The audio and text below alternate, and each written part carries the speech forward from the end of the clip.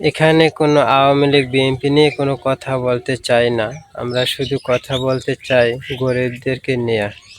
আমরা গরিব মানুষ, যেভাবে দুমুঠো ভাত মুখে তুলতে পারি সুখ শান্তিতে, সেটাই চাই।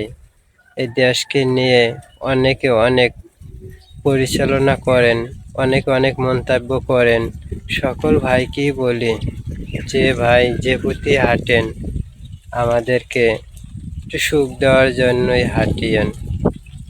আমরা সকলের কাছে সুখ শান্তি চাই। আমরা কোনো দলে নাই। আমরা আওয়ামী লীগ বিএনপি কিছুই বুঝি না এসব। শুধু চাই শান্তি সুখে এই 2 দিনের দেশে। সারা জিন্দেগিতে তো এ দেশে থাকবো না, আজ না হয় কাল চলে যেতে হবে। আসার সিরিয়াল যদিও থাকে, যাবার কোনো সিরিয়াল কারো কাছেই নেই।